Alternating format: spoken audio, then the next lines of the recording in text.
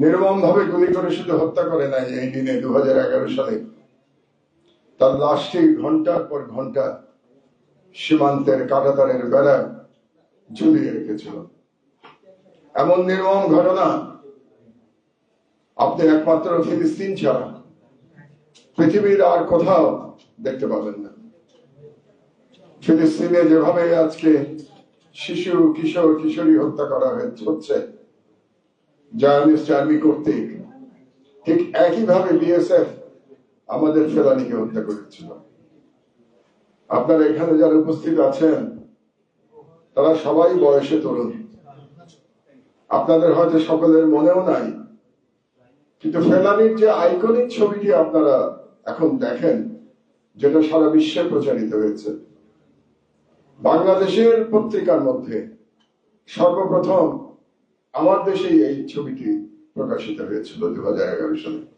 এটা আপনারা অনেকেই জানেন না, কারণ 2011 সালে দিল্লির দালাল শেখ হাসিনার সরকার ক্ষমতায় ছিল। কাজেই সেই সময় কোন পত্রিকার সাহস হয় নাই যে ফেলানীর এই ছবিটি তারা ছাপায়।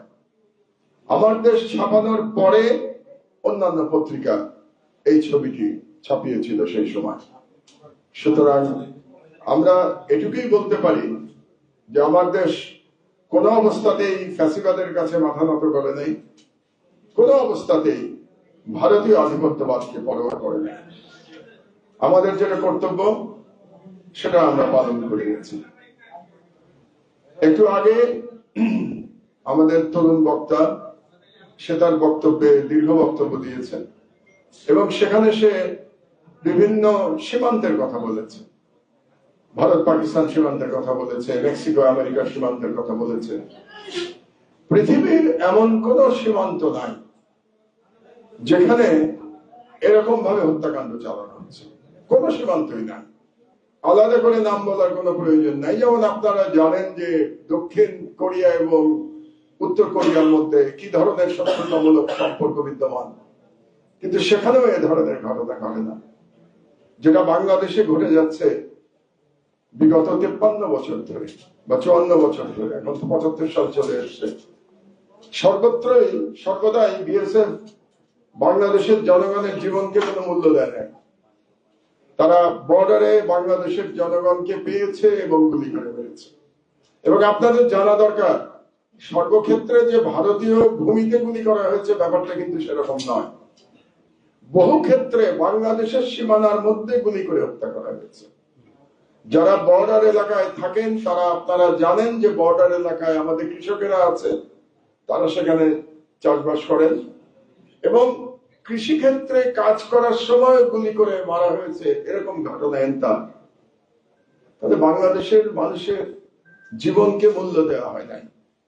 কারণটা হলো বাংলাদেশের জনগণের শুধু যে জীবনকে তারা মূল্যহীন মনে করেছে তাই নয়, বাংলাদেশকে তারা রাষ্ট্র হিসাবেই বিবেচনা করে নাই। বাংলাদেশকে তারা একটা উপনিবেশ হিসেবে বিবেচনা করেছে। অনেকে বলেন যে বাংলাদেশকে ভারত তার একটা প্রদেশ হিসেবে বিবেচনা করে, ব্যাপারটা সেরকম নয়।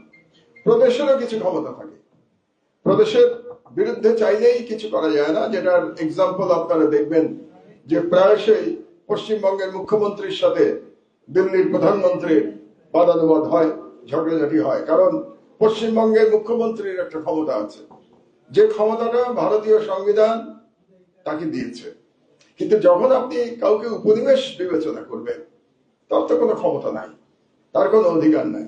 সুতরাং বাংলাদেশকে উপনিবেশ হিসেবেই বিবেচনা করে এসছে ভারত এ যাবৎকাল। এবং বাংলাদেশে শেখ হাসিনার শাসনের মাধ্যমে সেই উপনিবেশকে তারা পাকাপোক্ত করতে চেয়েছিল এবং 15 বছরেরও কিছু দীর্ঘ সময় বাংলাদেশের রাষ্ট্রের কোনো মূল্য ছিল না, বাংলাদেশের জনগণের কোনো মূল্য ছিল না। কাজেই আমাদেরকে ফেলানীর মতো হত্যা করা গেছে। তবে ফেলানী মারা গেছে, কিন্তু ফেলানী একটা প্রতিবাদ স্বরূপ আমাদের সামনে আবির্ভূত হয়েছে, মরে গিয়েও। কারণ ফেলানীর যে ছবি, এটা একটা আইকনিক ছবি আমরা বলি, কিন্তু সবচেয়ে বড় কথা এটা বাংলাদেশের মানচিত্রের ছবি। আমি ফেলানির এই ছবির মধ্যে বাংলাদেশের মানচিত্র দেখতে পাই, যে বাংলাদেশের মানচিত্রকে আক্রমণ করে গুলি চালানো হচ্ছে। বিষয়টা আমি এভাবে দেখি, ফেলানি শুধু একটি নাম নয়, ফেলানি শুধু একজন কিশোরী নয়, ফেলানি বাংলাদেশের প্রতিচ্ছবি। সেই অর্থে আজকের দিনটি অত্যন্ত গুরুত্বপূর্ণ এবং এই দিনে প্রতিবার আমাদের প্রতিজ্ঞা করা উচিত যে আমরা ভারতীয় সম্প্রসারণবাদের বিরুদ্ধে, ভারতীয় হেজেমনির বিরুদ্ধে আমরা ঐক্যবদ্ধভাবে লড়াই করে যাব। এবারের যে বিপ্লব, যে জুলাই বিপ্লব হয়ে গেল, এই বিপ্লবের সাথে বাংলাদেশে আপনারা অনেকের অভ্যুত্থান বলছেন, আমি শুনছিলাম আপনাদের বক্তব্যে। আমি এটাকে বিপ্লব হিসেবেই দেখতে চাই এবং এখনো দেখতে চাই ওই বিপ্লব হিসেবে। বিপ্লব হয়তো এখনো সম্পূর্ণভাবে সফল হয় নাই, কারণ বিপ্লবের সফল হতে কতগুলো এলিমেন্ট দরকার, সবগুলো এলিমেন্ট এখনো আমাদের পরিপূর্ণ হয় নাই, কিন্তু আমি এটাকে বিপ্লবই দেখতে চাই এবং আমি দেখতে চাই বিপ্লব পরিপূর্ণতা লাভ করেছে। এই বিপ্লবের সাথে আগে যে অভ্যুত্থানগুলো হয়েছে, যেমন ধরুন 1990 সালের যে গণ অভ্যুত্থান, যে গণ অভ্যুত্থানে স্বৈরাচারী এরশাদের পতন হয়েছিল, তার সঙ্গে একটি চরিত্রগত পার্থক্য আছে। একটু আগে আমার আগের যে বক্তা তিনি বলছিলেন, তিনি ব্যাখ্যা করছিলেন তার মতো করে যে বাংলাদেশের জনগণ কেন জুলাই বিপ্লবে জীবন দিতে হাজারে হাজারে রাস্তায় নেমে আসলো। এটা নিয়ে আমার একটা পুরনো ব্যাখ্যা আছে। আপনারা যারা আমার লেখালেখির সাথে আপনারা যারা পরিচিত, আমার বক্তব্যের সাথে যারা আপনারা পরিচিত, যারা আগে শুনেছেন, এই ব্যাখ্যাটা আমি দেওয়ার চেষ্টা করেছি বহুবার।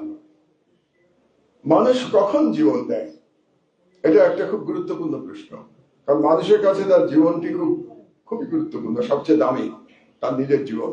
সেই জীবন কখন উৎসর্গ করে, এই ব্যাপারে আমার তিনটি ব্যাখ্যা আছে। একটি হচ্ছে ব্যক্তিগত কারণে মানুষ জীবন উৎসর্গ করে, যেমন ধরুন কোনো হতাশা থেকে কিংবা কোনো প্রাপ্তি অপ্রাপ্তির বেদনা থেকে, পারিবারিক অশান্তি থেকে মানুষ জীবন দেয়। তার মানে জীবনের প্রতি বীতশ্রদ্ধ হয়ে মানুষ জীবন দেয়।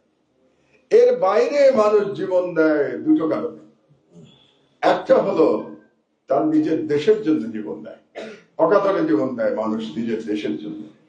দেশ বলা হয় না, দেশ মাতৃকার জন্য সবাই এগিয়ে আসে, গুলিকে উপেক্ষা করে। আর তৃতীয় একটি কারণে জীবন দেয় মানুষ, মানুষ ধর্মের জন্য জীবন দেয়। এটা পৃথিবীর ইতিহাস ঘাটলে আপনারা দেখবেন যুগে যুগে মানুষ তার ধর্মের জন্য জীবন দিয়েছে। আমাদের জুলাই বিপ্লবে এক অবিস্মরণীয় ঘটনা ঘটে গেছে। এই ঘটনায় মানুষ জীবন দিয়েছে দেশের জন্য এবং ধর্মের কারণে। এইবারের বিপ্লবে প্রথমবারের মতো দেশপ্রেমের সাথে ধর্মপ্রেম জড়িত হয়েছে, প্রথমবারের মতো বাংলাদেশের ইতিহাসে। এই জন্য এই বিপ্লবের একটা আলাদা ভিন্ন চরিত্র আছে। এই কারণেই এই বিপ্লবে সেকুলার যে বিশ্বাস করে, যে তরুণ সেকুলার আদর্শে বিশ্বাস করে, সে জীবন দিয়েছে। এই বিপ্লবে যে তরুণ ইসলামী আদর্শে বিশ্বাস করে, সে জীবন দিয়েছে। তার কারণ হচ্ছে যে ইসলামী আদর্শে জীবন দিয়েছে সেও দেশকে ভালোবাসে, কিন্তু তার মনে হয়েছে যে এই বেলার লড়াই শুধুমাত্র বাংলাদেশকে ফ্যাসিবাদ মুক্ত এবং ভারতীয় হেজিমনি মুক্ত করবার লড়াই নয়। এবারের লড়াই আমাদের, যেহেতু এই দেশের অধিকাংশ জনগোষ্ঠী ইসলাম ধর্ম বিশ্বাসী, এবারের লড়াই আমাদের ইমানের লড়াই। এইবারের লড়াই আমাদের দেশের ইসলামী চিন্তা চেতনাকে রক্ষা করবার লড়াই। এই ইসলামী চিন্তা চেতনাকে রক্ষা করবার জন্য কিন্তু লড়াইয়ের আগে হয়েছে হেফাজতের মুভমেন্ট, আপনারা ভুলে যাবেন না এটা। যে লড়াইতে শাপলা চত্বরে অকাতরে জীবন দিয়েছিল, কিন্তু সেই লড়াইতে সেকুলার যে সেগমেন্ট সমাজের, তারা অংশগ্রহণ করে নাই। সেই লড়াইতে যে শহুরে মধ্যবিত্ত শ্রেণী, তারা অংশগ্রহণ করে নাই। তারা অংশগ্রহণ না করার কারণে ওই লড়াই ব্যর্থ হয়েছিল। এবারকার লড়াইয়ের তাৎপর্যটাই হচ্ছে যে এবারের লড়াইতে যেমন ইসলামী চেতনার মানুষ জীবন দিয়েছে, তরুণেরা, প্রধানত তরুণেরা জীবন দিয়েছে। এটা আমাদের স্বীকার করতে হবে, কারণ যারা শহীদ দেখছি, শহীদদের লিস্টের মধ্যে সব তো তরুণদেরই দেখতে পাচ্ছি। ওই আমার বয়সী তো আমি কাউকে দেখি নাই, এমনকি আমিও ছিলাম না, আমি দেশে ছিলাম না। থাকলেও তরুণদের মতো এত সাহস করে গুলির সামনে দাঁড়াতে পারতাম কিনা আমি জানি না। কিন্তু আমি দেখি নাই লিস্টে এখনো সব তরুণদেরই নাম। ওই যে আমাদের পত্রিকায়, আমার দেশ পত্রিকায় প্রতিদিন আমরা একজন শহীদের কাহিনী ছাপছি। আপনারা হয়তো 17-18 দিন, আজকে 17 দিন পত্রিকার পুনঃপ্রকাশের, প্রতিদিন পত্রিকার শেষের পাতায় একজন শহীদের কাহিনী ছাপা হচ্ছে। সেখানে সবাই তরুণ কিশোর, তারা জীবন দিয়েছে।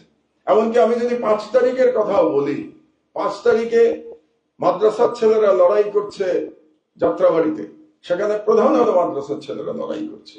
আর এদিকে আবার চাংখারপুরে লড়াই করছে ঢাকা বিশ্ববিদ্যালয়ের ছেলেরা, উত্তরায় লড়াই করছে প্রাইভেট ইউনিভার্সিটির ছেলেরা।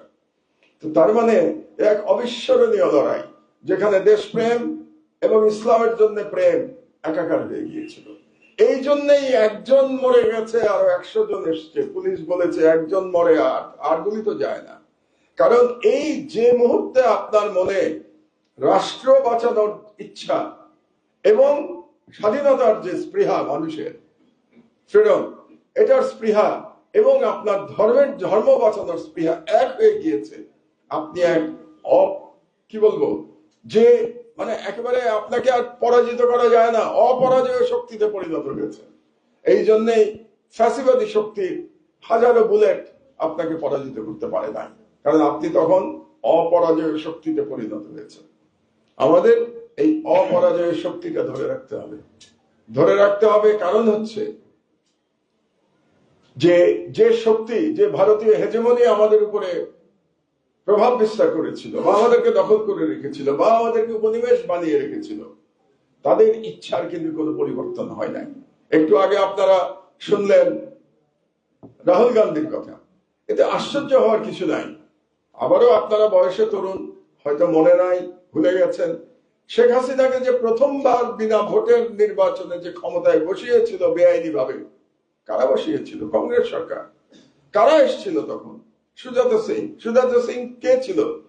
তৎকালীন মনমোহন সিং এর ফরেন সেক্রেটারি ছিল সুজাতা সিং। এবং সুজাতা সিং বাংলাদেশে এসে বাধ্য করেছিল এরশাদকে নির্বাচনে অংশগ্রহণ করবার জন্য, রীতিমতো হুমকি দিয়েছিল। হুমকি দিয়ে একদলীয় নির্বাচনের ব্যবস্থা করেছিল কংগ্রেস সরকার। কাজে বাংলাদেশ প্রশ্নে কিংবা দক্ষিণ এশিয়াতে হেজেমনি প্রতিষ্ঠার প্রশ্নে কংগ্রেস এবং বিজেপির মধ্যে কোনো পার্থক্য নাই।